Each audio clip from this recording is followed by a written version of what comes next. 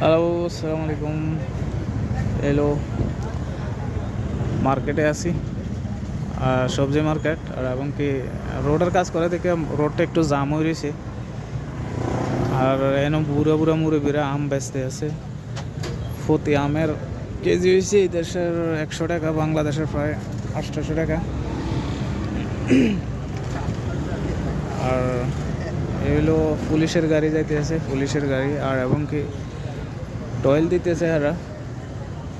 মালদ্বীপের পরিস্থিতি খুবই ভয়ানক এবং কি খুবই ডেঞ্জারে চলতেছে। মার্কেটে ঢুকলাম, দেখি কি কি পাওয়া যায়।